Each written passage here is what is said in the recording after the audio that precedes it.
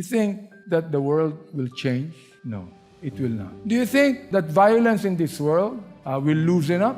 Will become worse. Akala natin ang gera sa Russia sa kanang Ukraine, 2 taon lang 5 taon na ngayon may gera pa Akala niyo pa tapos na ang digmaan sa Israel? Hindi pa. Magsisimula uli yan Why? Man is under the control of the devil and of the world. And God, through Jesus Christ, would like to get you out of that. He wants to control you. Now let me ask you a question. Would you rather be controlled by the world or by God? Would you rather be controlled by the devil or by the Lord Jesus Christ? That question I leave with you tonight.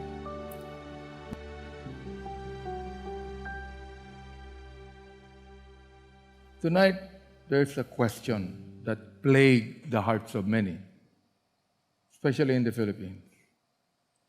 Wikang Tagalog, pwede natin tanungin, bakit ang gulo-gulo ng mundo? Tama? It's kind of confusing. Bakit? Ba't ganito? Ba't nangyayari itong mga bagay na ito? Di ba? And this is not just the Filipinos asking that. All over the world, it's true. Oo.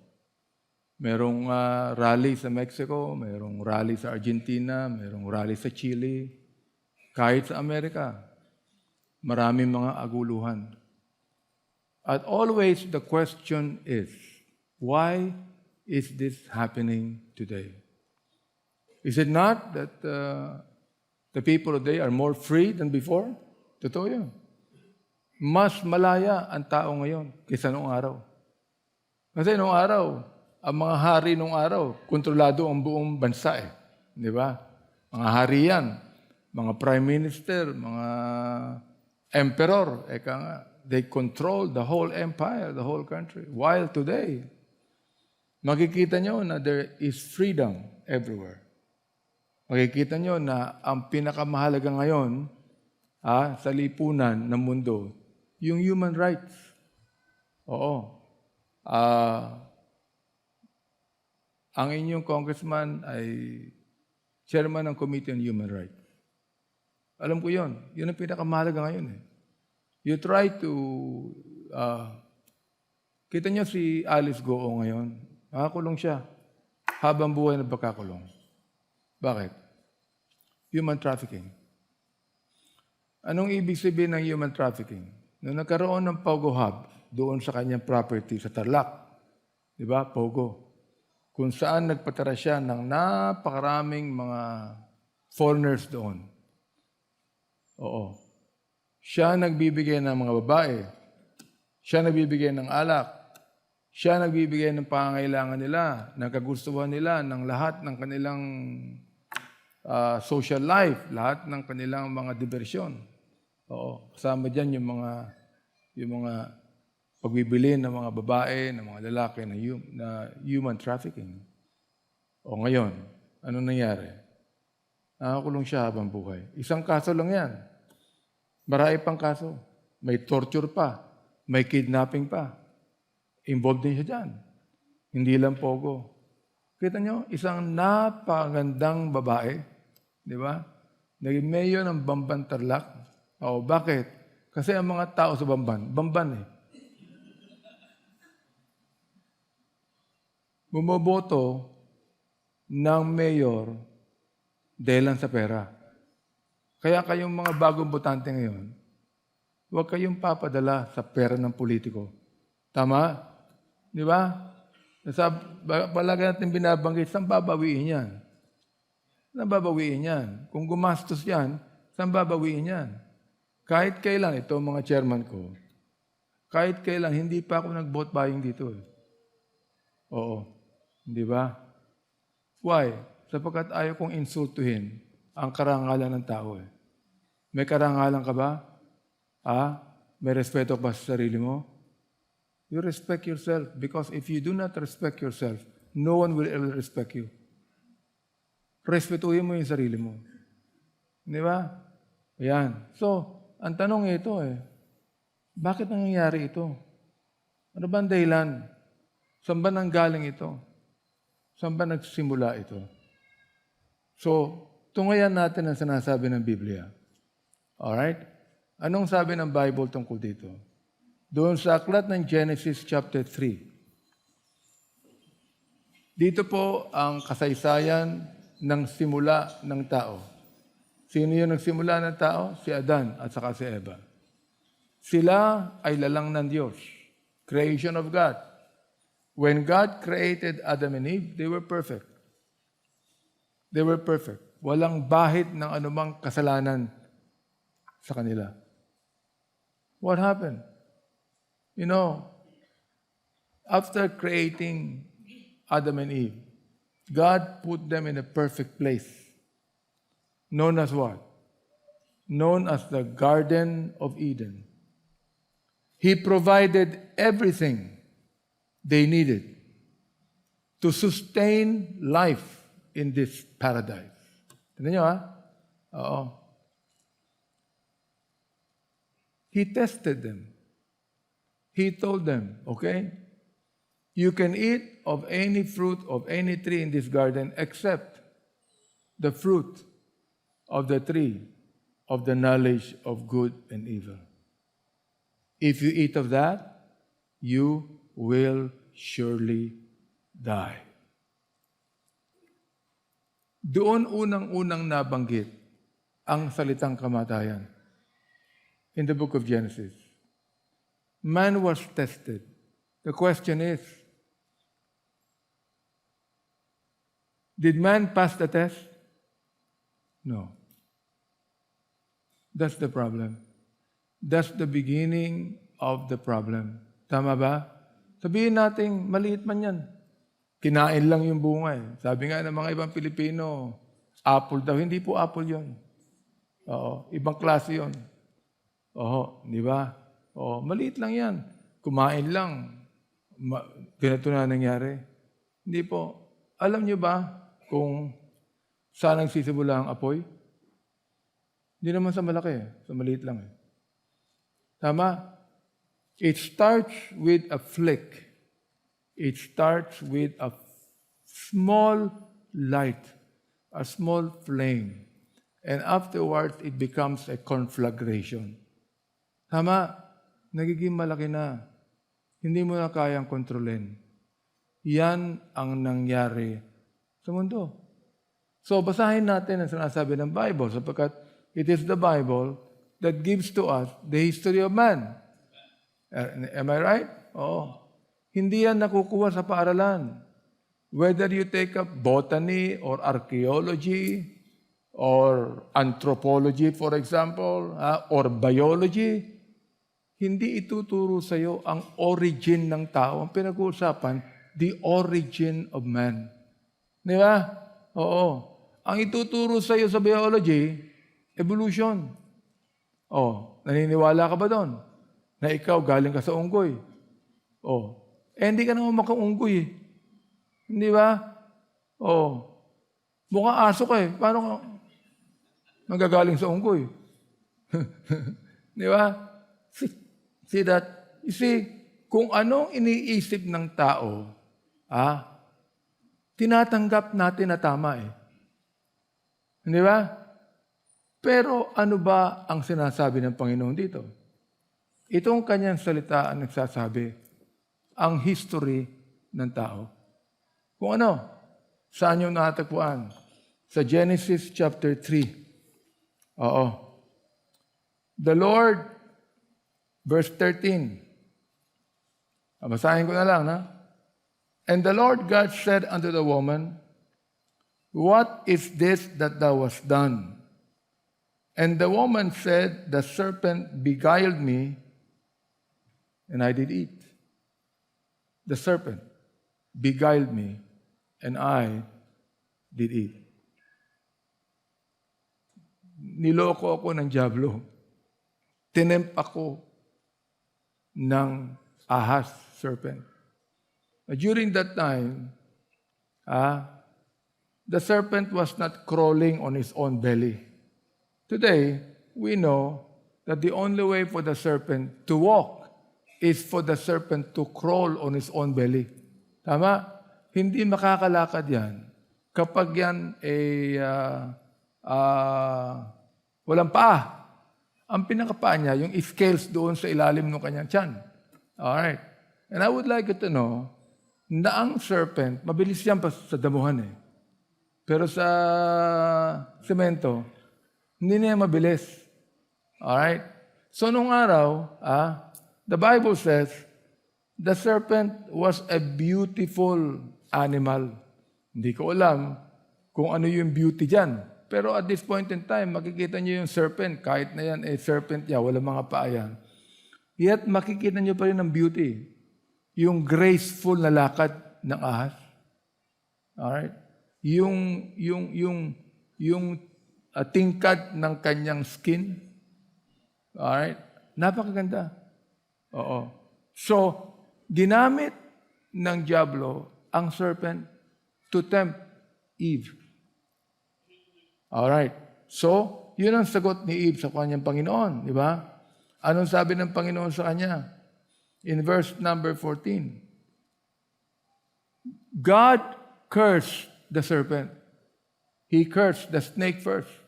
Ang sabi niya, and the Lord God said unto the serpent, because thou hast done this, thou art cursed above all cattle. Lahat ng hayop. Sinumpa ka above every beast of the field. Upon thy belly shalt thou go. Yun lamang. Nawala yung kanyang mga paa at siya ngayon ay lumalakad na tumatakbo sa pamamagitan ng kanyang tiyan. Alright?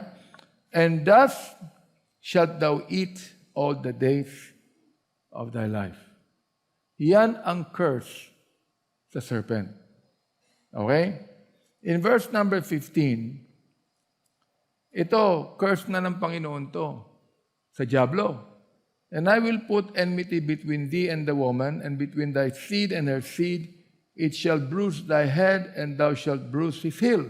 Balang araw, wawasakin ng Diyos ang ulo ng diablo. Balang araw. Hindi pa ngayon. The devil today is doing his job well. Oh. When he fell from heaven, he became the devil because he used to be Lucifer, di ba? And then he rebelled against God. He became the devil. Hindi tinanggal ng Panginoon yung kanyang kapangyarihan. Nandun pa rin yun yung kapangyarihan niya. Alright? And therefore, he is still what we term as the tempter today. The kaudyok ng kasamaan. Bakit ang daming kasamaan ngayon? Yan ba ay galing lang sa tao? Hindi. Galing sa diablo yan. Alright. Pero, ang tao, nabahira ng kasamaan Di ba? Sapagkat siya ay nagkasala sa harapan ng Diyos. Yan ang sinasabi ng Biblia. Alright. Ngayon, ano ang sabi dito? Doon sa babae, ito, mga kababaihan, tandaan nyo. Unto the woman he said, verse 16, I will greatly multiply thy sorrow and thy conception. In sorrow thou shalt bring forth children. Kaya, ang babae, nahihirapan pag nanganak. Di ba? Ang tawag doon, pag ikaw yung mga anak na, laboring ang tawag doon. Di ba? Hindi working. Oo. Pwede bang sabihin, yung asawa mo, nahihirapan na siya, nagwo-work na siya Hindi nagwo-work, nagle-labor. Why? Because there's suffering in it. Kayong mga nanay, hindi ba kayo nagsasuffer nung kayo ay nanganak? Natutuwa ka lang pag nakita mo yung anak mong pinanganak na Pag pangit niya, gusto mong isauli sa tatay niya You see? Kaya kayo mga dalaga, tandaan nyo ito. Magkasipag-asawa kayo later on, mahihirapan kayo pag nanganak kayo. Yan ang curse ng Panginoon sa babae. Tandaan niya, dyan na nakita yan. See? Ngayon, anong sabi? Kay Adam, verse 17. Unto Adam, ito ang curse kay Adam. Because thou wast hearkened unto the voice of thy wife, and has eaten of the tree of which I commanded thee, saying, oh, kaya kayong mga asawang lalaki, huwag kayo palagi nakikinig sa mga asawa nyo. Oh, yun ang dahilan eh. Nakinig dun sa asawa niya eh. Na makinig ka pag tama ang sinasabi niya. Amen ba? Pag tama ang sinasabi niya, makinig ka. Oo. At dito po sa amin, sa MBBE, ang mga asawa namin dito, tama palagi sinasabi niyo, tama palagi sinasabi mo. Kaya, nakikinig kami. Nakikinig kami. Oh. Di ba? Oh, yan. Thou shalt and hast eaten of the tree, of which I commanded thee, saying, Thou shalt not eat of it. Cursed is the ground for thy sake. In sorrow shalt thou eat of it all the days of thy life. Thorns also and thistles shall it bring forth to thee, and thou shalt eat the herb of the field. So, ano ang curse kay Adan? Hindi lang siya eh. Pati yung ground, pati yung lupa. Oo. Dapat walang tinik ang roses eh. Bakit may tinik? That's part of the curse. Bakit ang mga insekto, tulad ng lamok, tulad ng langaw, creation ba ng Diyos yan? Hindi. Part of the curse yan. Lahat ng mga insekto na siyang hindi nagiging maganda sa atin, part of the curse yan eh. Oo. Hindi yung mga talagang nilalang ng Panginoon tulad ng baka, ng kung ano man. Di ba? Hindi lang yung ground. Pero siya, ano nakalagay dito? In verse 19. Ito. In the sweat of thy face shalt thou eat bread, till thou return unto the ground. For out of it was thou taken, for dust thou art, and unto dust shalt thou return. Oh, di ba kinakailangan magtrabaho ka? Oh. Di ba, pinapawisan kayo pag nagtatrabaho kayo? Bakit di ka pinapawisan? May sakit ka, mapatingin ka, huy.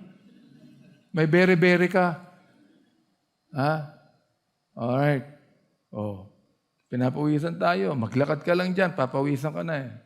Di ba? Yun ang parusa sa tao.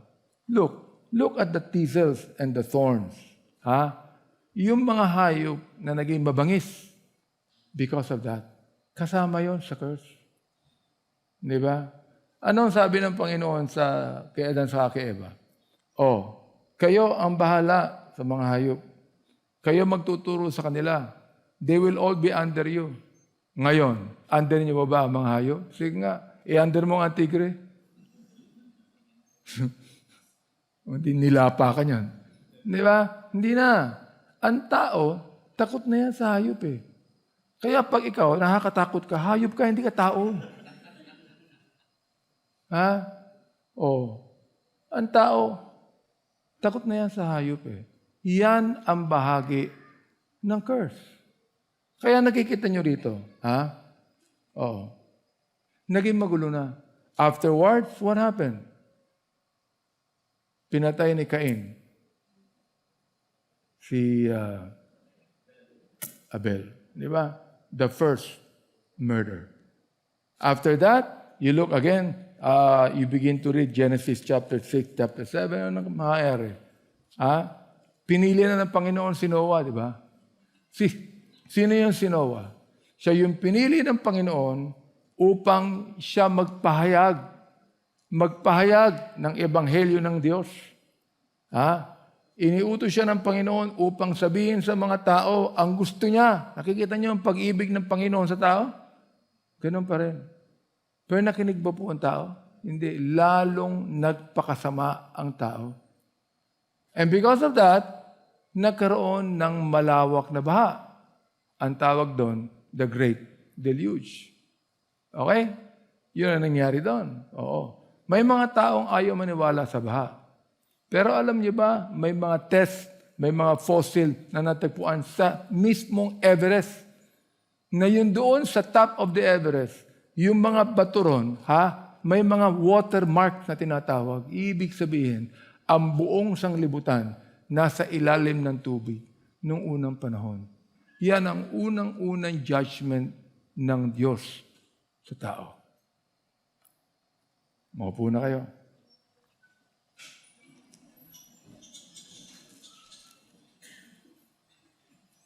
Tutuloy ko lang ha. So anong sinabi ng salita ng Diyos? Pagkatapos nagkaroon ng baha, nagkaroon ng ano? Nagkaroon ng Sodom and Gomorrah. Di ba? Kung saan pinarusahan ng Panginoon ng Sodom and Gomorrah, nagpaulan ng apoy ang Diyos, nilipol ang mga masama. Sino yung mga samang yan? Yung mga nakikiapid, yung mga bisexual, yung mga transgender, yung mga homosexual, yung mga lesbian, lahat ng mga gumagawa ng katiwalian sa mundo na hindi ayon sa kalooban ng Diyos. Pinarusahan yan. Ngayon, Luka, hindi ako nagsabi niyan. Salita ng Diyos. Amen ba? Salita ng Diyos. At ako bilang tao na mayroong paniwala sa Diyos, I should obey God. I should listen to His Word. Ganon dapat tayo. Ganon dapat ang buhay natin. Kaya magulo ang mundo ngayon. Pero nagpapasalamat tayo kung merong first Adam, merong second Adam. Di ba? Nakalagay doon sa aklat ng unang Korinto. Buksan niyo sa unang Korinto. 1 Corinthians chapter 15. Ito makikita natin. In verse number 45, it says, "And so it is written, the first man Adam was made what? A living soul." The first man Adam was made a living soul. The last Adam was made a quickening spirit. Sino yung last Adam? Ang Panginoong Kristo. Sino yung last Adam? Siya ang ano yan? Ba't tumatayo?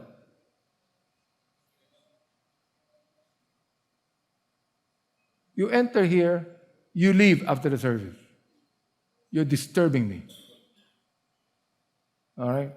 Yung last Adam, yan ang Panginoong Kristo. Siya yung nagbabago ng buhay ng tao. Yung first Adam, siya yung nagkasala eh. Di ba? At mula doon sa first Adam, lahat ng sangkatauhan ay napunta sa kasalanan. Yun ang nakalagay sa Romans chapter 5. Romans chapter 5 and verse number 12. Ano nakalagay sa Romans 5 and verse number 12? Wherefore, as by one man sin entered into the world, and death by sin. So makikita ninyo, what you can see is this. Whenever there is sin, there is death. Why? Because the Bible says in Romans 6:23, the wages of sin is what? Death. And the question is, even if death is certain, we do not know when it will take place. Correct? Hindi mo alam kung kailan. Alam mo, mamatay ka eh. Hindi mo alam kung kailan. And I would like you to know this. Sin does not respect condition. Sin does not respect age. Sin can come to an old man like me. Death can come to a young man like you. Why? Because sin has always been there. Ang sabi ni King David, "In sin did my mother conceive me." Hindi pa ako pinapanganak, makasalanan na ako eh. Di ba? Therefore, when you are born, meron nga nagsabi na writer, ang sabi niya, when we are born, we begin to count the days of our death, not the days of our life. Do you realize that? Binibilang mo kunyari, yung panahon na mabubuhay ka eh. Pero hindi. Sapagkat pagkapanganak mo, kamatayan ang kasunod eh. Hindi buhay ang kasunod. Kamatayan. At kapag pinag-uusapan ng kamatayan, kahit na pinakamatapak ang tao sa buong mundo, ayaw mo eh. Sino gusto mo mamatay rito? Sino gusto mamatay? Wala eh. Nakakatakot yun, di ba? Ayaw mo nun eh. Pero bakit ang tao namamatay? Sapagkat unang-una, siya ay makasalanan. Yan, kinakailangan tanggapin mo yan. Di ba? Kung nais mong buhayin ka ng Panginoon, and you want the Lord to give you eternal life, then you have to accept the fact that first of all, you are what? You're a sinner. And it is sin that separated us from God. Ang kasalanan, ang siyang naghiwalay sa atin sa Diyos. At ang ultimate na paghihiwalay niyan, ano? Kamatayan. That's the ultimate separation. It is death. And therefore, because the Lord loved you and me, inibig tayo ng Diyos. Yan yung last Adam. Inibig tayo ng Diyos. Ayaw niya na hindi natin marinig ang mensahe ng kaligtasan na ibinibigay ni Kristo, nang wala na tayong pagkakataon pa marinig. Bago ka mamatay, pinaparinig na sa'yo eh. Di ba? Bago ka malagutan ng hininga, pinaparinig na sa'yo ng Panginoon ang pangangailangan mo. At ang pangangailangan mo hindi pagkain. Oo, kailangan niya. Ang pangangailangan mo hindi pera. Ang pangangailangan mo hindi kapangin. Ang pangangailangan mo ay makilala mo ang Panginoon sa buhay mo. Sapagkat siya lamang ang makapagbabago sa'yo. O bakit ko alam? Sapagkat nakalagay sa Biblia at pangalawa, naranasan ko yung binago ako eh. Di ba? Hindi ko pwedeng sabihin sa inyo ang pagbabago kung ako mismo, hindi ko masabi binago ako eh. Naunawaan niyo ba ako? Binago ako ng Panginoon. Hindi ako perpektong tao. Hindi ako anghel na walang kasalanan. Pero even at that, nakikita ko ang karakter ng Panginoon na binigay sa akin. Yun ang gusto niyang ibigay sa iyo. Now, look. So ano na ngayon ang tao? So bakit ganoon? Ano na ngayon ang tao? Doon sa Romans chapter 3. Anong ating mababasa dito? Beginning verse number 10. Ito ang sabi, tungkol sa atin, to all of us. Ang sabi, there is none righteous, no, not one. Yan. Hindi ako nagsabi niya, Bible yan, Di ba? Anong sabi sa wikang Tagalog? Walang matuwid, wala kahit isa.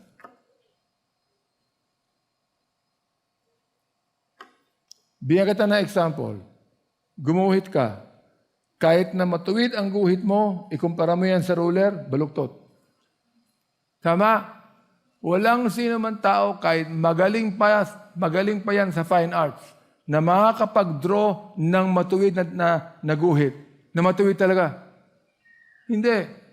Sapagkat pag yan ay sinukat mo sa ruler, baluktot yan. Ganon din ang buhay natin. Kahit yan pa sukatin mo sa ruler ng kabutihan mo, marumi ka pa rin. Makasalanan ka pa rin. Naunawaan niyo ba yan? Hindi pinag-uusapan edad dito. Ang pinag-uusapan dito, tao ka eh. Ang pinag-uusapan dito, bilang tao, nagkasala ka eh. Kahit na ikaw ay bukang mabait sa akin, lahat kayo mukhang mabait sa akin eh. Ako mukhang salbahe sa inyo. Di ba? Lahat kayo. Pero look palagay mo kaya madadaya ng iyong kaluluwa ang katawan mo sa pagsasabing, mabait naman ako eh. Walang taong mabait. Nakalagay dyan, di ba? Walang gumagawa ng matuwid, wala kahit isa. Verse 11, there is none that understandeth. So, limbawa, hindi ko naintindihan yan Pastor. Nakalagay sa Bible, hindi mo naintindihan talaga eh. Hindi mo talaga maintindihan yan eh. Hindi mo maintindihan kung bakit sinabi ng Biblia na kayo makasalanan eh. Hindi mo maintindihan kung bakit sinabi ng Biblia na kayo maparusahan eh. Pero kinakailangan, tanggapin mo. Hindi mo man niya maintindihan, you've got to accept that. Am I right? Because it is true. Nakalagay, there is none that seeketh after God. Walang humahanap sa Diyos.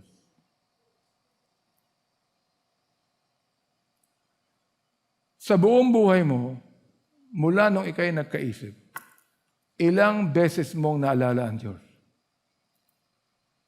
Ha? Ilang beses?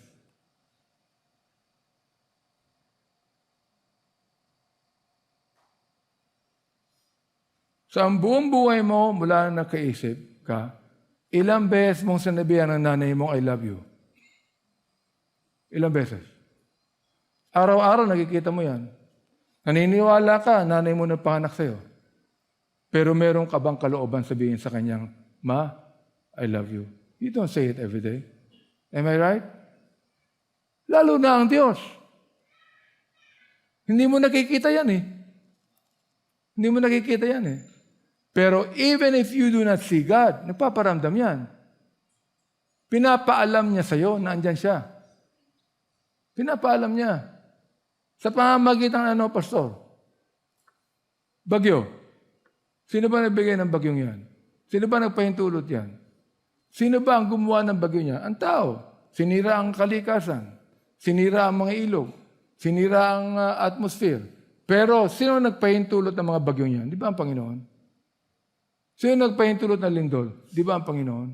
Kahit nasa nature, nagpaparamdam ang Diyos. Naunawaan niyo ba ako? You see?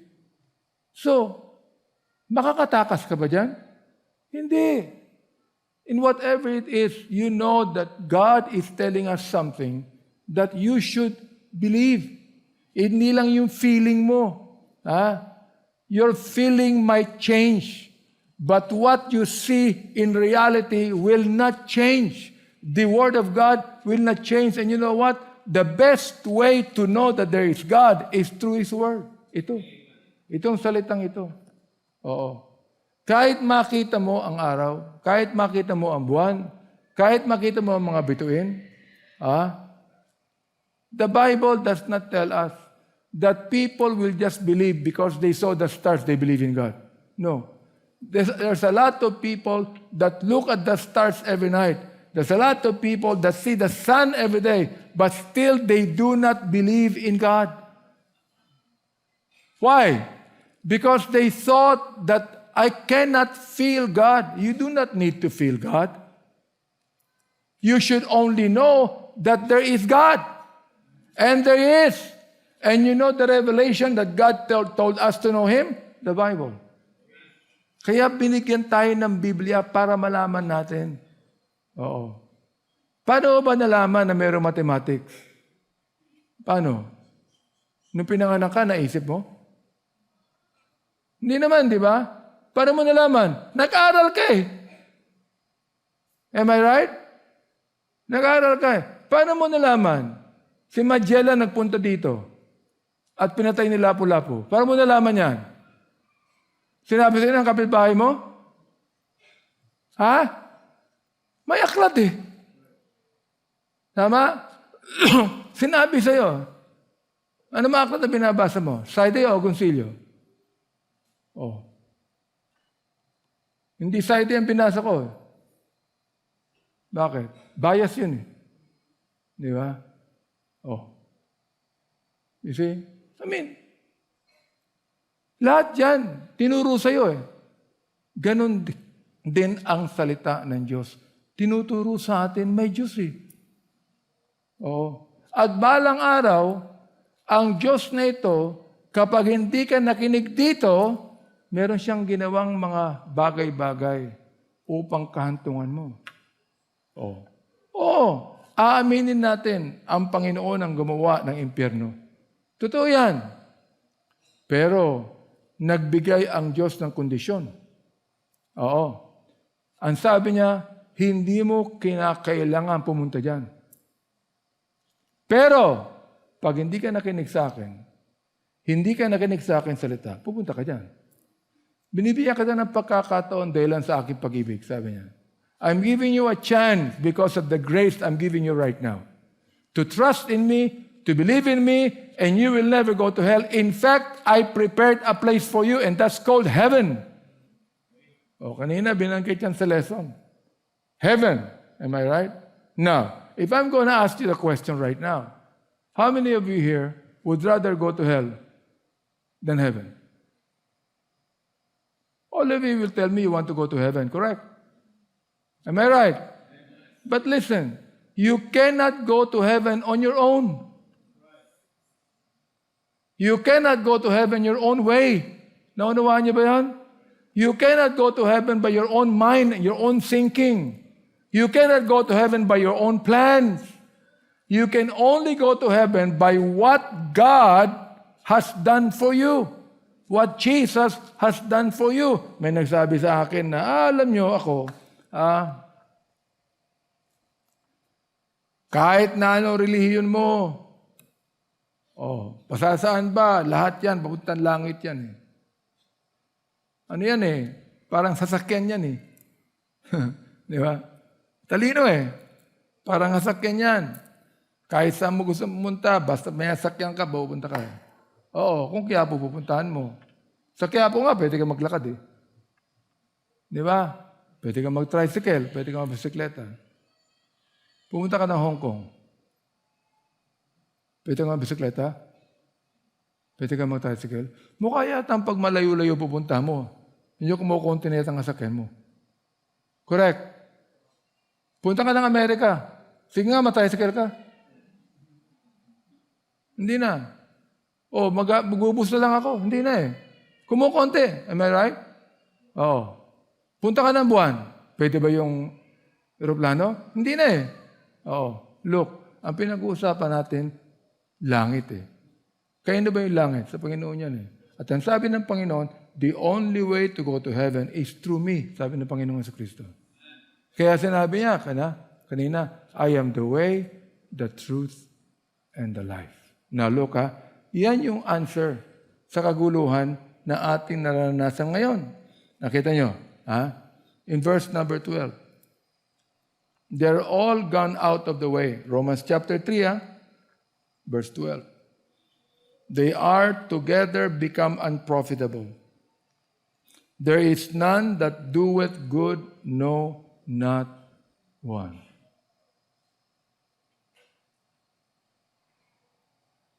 Bakit gustong-gusto ng tao ang drug samantalang illegal yun? Samantalang masama sa katawan yun. Di ba? Hanggang ngayon, maraming lasinggero. Hanggang ngayon, maraming gumagawa ng kasamaan. Gusto mo ba yun? Ayaw mo. Pero look, kahit na ayaw mong gumawa ng kasamaan, pagka minsan nakagawa ka nun Bakit? Makasalanan ka Now, look anong sabi ng Biblia? Gusto kang iligtas ng Panginoon dun Gusto kang tanggalin sa ganung buhay. Nais niya patinuin ka. And the only way mapapatino ka, hindi sa pamamagitan ng edukasyon mo, hindi sa pamamagitan ng pera mo, hindi sa pamamagitan ng iniisip mo, kundi sa pamamagitan ng Panginoong Jesucristo. Yan lang ang tanging paraan upang ikaw ay baguhin, upang ikaw ay maging matino sa buhay. It's the only way. Di ba? Tignan niyo verse 14. Anong sabi sa verse 14? Itong binabasa ko sa inyo, sinulat to almost 2,000 years ago. Tinawa? Sinulat to almost 2,000 years ago. In verse 14 nakalagay, whose mouth is full of what? Of cursing and what? And bitterness. Cursing. Mura.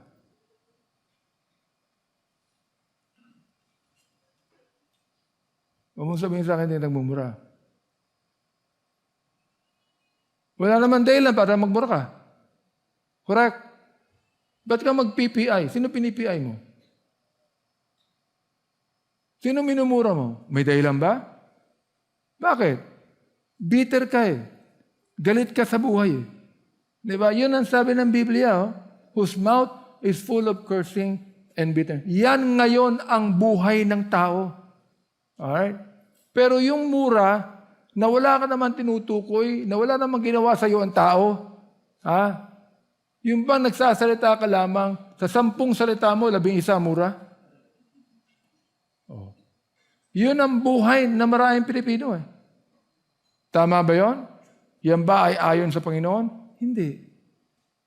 Oh. Can you imagine? Gumagasta ka ng sigarilyo. Ano ba tulong ng sigarilyo sa'yo? Ano ba ang tulong sa katawan mo yan? Nagpapaganda ba ng katawan mo yan? O bumapatay sa'yo? Nakalagay na ron sa wrapper ng sigarilyo Kung ano ginagawa yan, di ba? Pero bumibili ka pa din Bakit? Laman ka Makasalanan ka Pero maganda ba yan? Hindi. Masama yan. Hindi nakakatulong sa kalusugan ng tao yan. Hindi nakakatulong yan sa environment. Naunawaan niyo ba ako? At pati yung taong di naninigarilyo, pag nagsigarilyo ka at yung taong katabi mo nakalanghap ng sigarilyo mo, pareho ang magiging kalagayan niyo. Anong naitutulong ng alak sa katawan ng tao? Jerry, meron ba? Wala. Pero ba't gusto? Bakit gusto? Bisyo. Bakit gusto? Yan ang gusto ng dyablo Para sirain ang katawan mo. Sirain ang utak mo. Sirain lahat ng mga bagay sa'yo. See that? Anong gusto ng Panginoon sa'yo? Gusto kanyang buuin He wants to change you. He wants to arrange you. He wants to put you in a place in which He can use you. Di ba masarap kung ikaw ay ginagamit ng Panginoon? Kaysa ginagamit ka ng tao o ginagamit ka ng mga walang hiyang tao. Am I right? Oo. Ano ba nais natin? This might be something that might not be acceptable to you. So what? Even if this is not acceptable to you, this is true. Hindi mo pwedeng pasubalian to. Totoo to Di ba? At sinasabi ko sa inyo to, not for my sake. Bakit? Binago na ako ng Panginoon, hindi ko na kailangan niyo Kailangan mo. Di ba? Kailangan mo. You do not want to change? Fine with me. You do not want to accept Christ into your heart? Fine with me. You don't want to listen to me? Nothing happens to me. Something bad happens to you. Oh. See that? Oh. Sabihin mo, wala namang mangyayari. Ngayon. Pero darating ang panahon, may mangyayari. Di ba? Alam niyo ba, pumupunta ako sa mga patay sa distrito ko. Most of them namamatay ng bata pa. 40 years old, 45, 50, 35. Paano namatay? Emphysema. Ano yun? Sigarilyo. Paano namatay? Cirrhosis of the liver. Ano yun? Alak.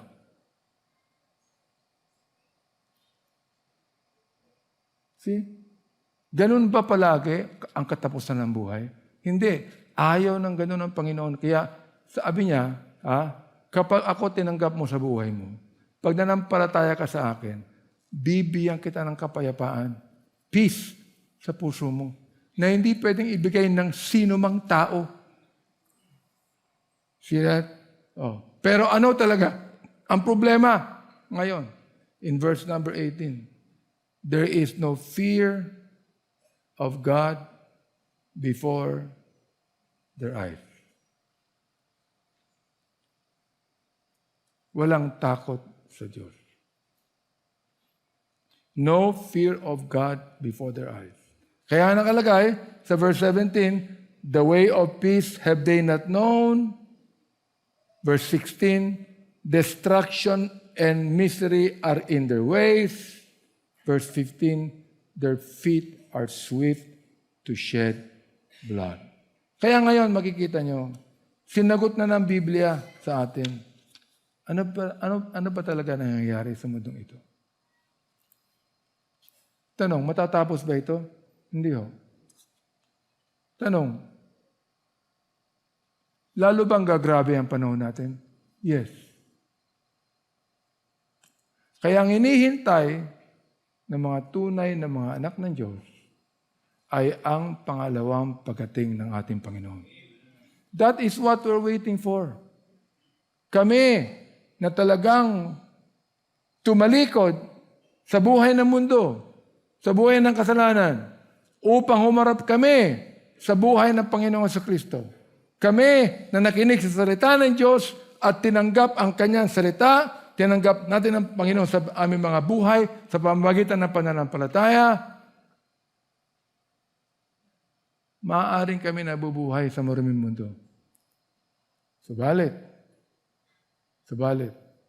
pinoprotektahan kami ng ating Panginoon. At patuloy, na kapag kilala ko ang Panginoon sa buhay ko, patuloy na ako'y makikinig sa Kanyang salita. The thing is this, if you think that you have known the Lord, if you think that you have received Christ, pero sandali lang yan, sa mundo ka na naman. Sandali lang yan, wala ka ng katapatan sa Panginoon. Sandali lang yan, gusto mo nang gawin ang gusto mong gawin. Aba, hindi mo talaga ang Panginoon sa buhay mo. Sapagkat kung tunay na tinanggap mo siya sa iyong buhay, mananatili yan eh. Makikita mo yung pagbabago sa iyo eh. Makikita mo na ang Holy Spirit ang siya magtuturo sa iyo ng daan patungong kalangitan. You see that? Yan ang gusto kong makita ninyo. Why do we have this tonight? Why? Why did I call on you and invited you to come over?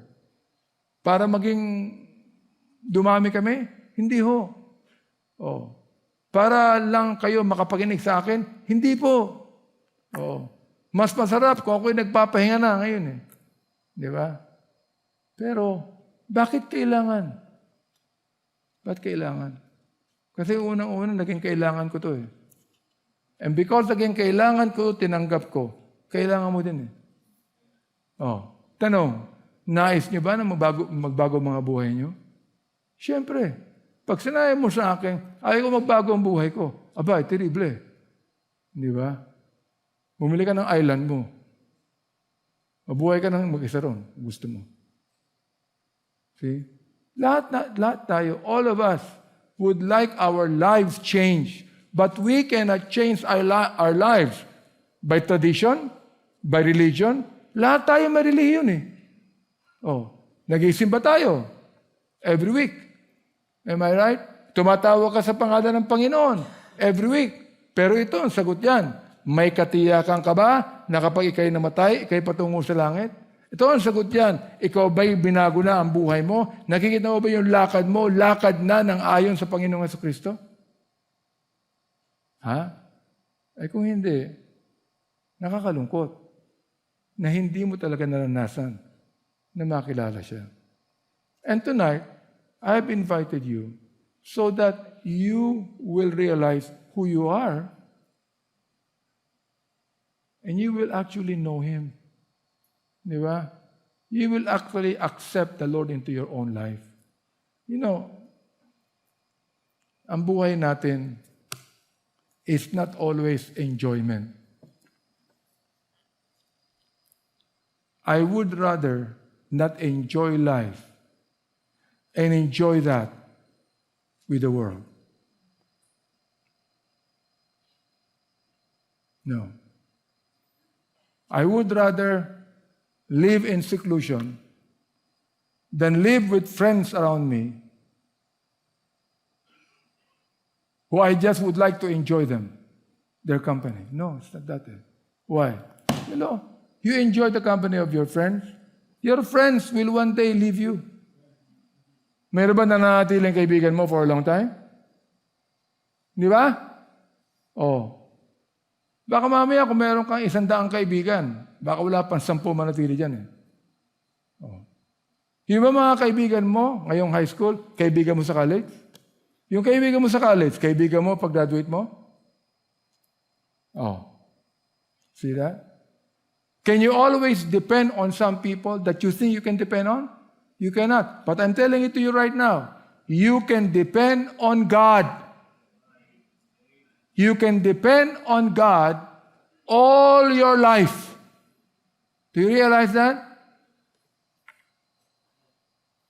And you're not going to have any problem for it. You see? You can live alone, and you can live alone with a happy faith. You can live alone with a joy in your heart Because you know you are not living alone. You have Jesus Christ with you. See that? So many times we think, I cannot live with, yung mga niligaw, di ba? Yung mga babaeng umiibig sa lalaki. Sabi nila, huwag mo akong iiwan. Hindi ako mabubuhay nang wala ka. Nang bola ka na naman. Hindi ako mabubuhay nang wala ka. Pangilan na ba yung boyfriend mo? Panglima na. Those are just words. They're nothing but emotions. Do you know what I'm saying? Huh? And you cannot live with emotions. You can only live with the truthfulness of the Word of God. May nakakita ka ng mag-asawa nagmamahala, nag-aaway araw-araw. Tama? Nakakita ka ng mga anak na sinasabi mahal nila ka ng mga magulang, minumura ang mga magulang. You realize that whenever you see the world having a quarrel, the world having wars, there is also war in the home. There is war inside of you. Dito mismo sa buhay mo, meron niyang away. Merong war yan, may tigmaan dyan sa loob. Hindi mo alam kung paano. That's the reason why the number one death among young people today is suicide. Do you realize that? Not only in this country, all over the world. 12 years old, committing suicide. 14 years old, committing suicide. Why? Why? Because they find things to be frustrated. They are depressed. No friends can ever comfort them. No money can ever tell them what to do. Nothing at all. Nakakaawa, di ba? Pag nakakita ka ng fresh graduate ng high school, papakamatay. Nakakita ka ng first year high school, nabibigti. Meron lang kami. Meron lang akong kaibigan.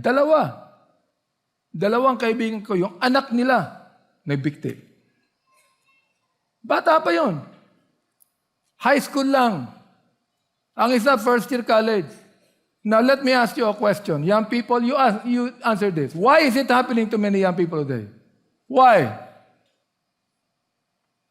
Why? I'll tell you why. Because there's no peace in their own hearts. Because they do not know who they can depend on. Because they do not know who can they trust to. Because they cannot give their life to anyone else. Because they are frustrated with life. Now, it might not be true to the professionals, to the young people, to the working people. It might not be true. But in certain ways, that is still true. It happens. Do you realize that? So, nakakita ka ng isang katatapos lang ng college, nagkatrabaho yan. After 1 year, napapagod na magtrabaho yan. Nag-resign yan para magpahinga. Why? Terrible. Nag-start ako magtrabaho. 9 years old ako. Hanggang ngayon, nagtatrabaho pa ako eh. Nakaisip ba ako na, papahinga muna ako, pagod na ako. Hindi. Why? Because God gave me love for work. Yun ang pag-ibig ko. Pag wala akong trabaho, lalo ako na-frustrate. Iba-iba ang problema ng tao eh. Correct? Ang mga senior citizen, iba mga problema niyan. Anong problema niyan? Arthritis. Ano ang problema niyan? Sakit sa puso. Anong problema niyan? Kung ano-ano. Oh. I mean, you just thank the Lord that He has been so good to you, di ba? I mean, yung buhay mo araw-araw, if you know Him, kung kilala mo talaga siya, wala kang ibang papasalamatan sa buhay mo araw-araw kundi ang Panginoon. Ano man problema yan, ano man naranasan mo, you know the kind of faith you have. Your faith is not based upon what you learn. Your faith is based upon a person, and that person is Jesus Christ right there. whether you're young or you're old. Maaaring hindi ka na mag-a-attend ngayon. Maaaring wala ka na bukas. Maaaring hindi tayo makita eh. Totoo yun. Pero sabihin ko sa inyo to, you do not receive Christ tonight, you do not listen to what I'm saying now, you'll be a lonely man until your dying day.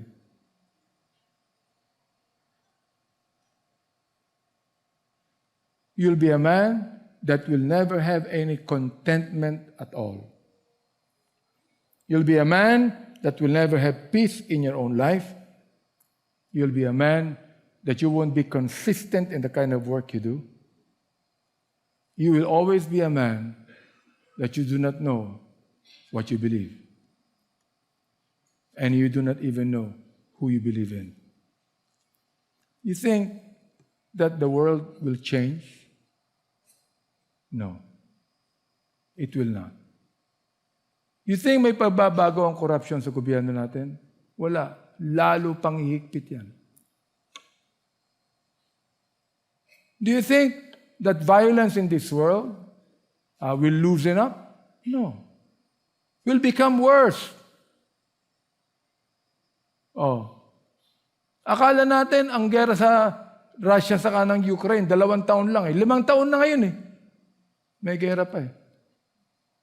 Akala niyo ba tapos na ang digmaan sa Israel? Hindi pa. Magsisimula uli yan eh. See? Why? Look. Man is under the control of the devil and of the world. And God, through Jesus Christ, would like to get you out of that. He wants to control you. Now let me ask you a question. Would you rather be controlled by the world or by God? Would you rather be controlled by the devil or by the Lord Jesus Christ? That question I leave with you tonight. Now, if you truly listen to me and you understood what I've been telling you, because the Spirit of God began to give you understanding of this, I'll give you a chance. I'll give you an opportunity to come to Jesus Christ today. Open your heart to Him. Trust in Him fully. Put your faith upon Him. No force is needed. No pressure is needed. It's up to you. You don't want it? Fine. You want it? Praise God for it. Alright? Yun lamang ang gusto kong sabihin niyo. Whether you are young or old, the Spirit of God does not choose anyone to whom to give understanding to. He gives understanding to any man as He wills it. And tonight, God is telling you, the world will never get any better. But my Son, Jesus Christ, can make you better. It's your opportunity. Shall we stand?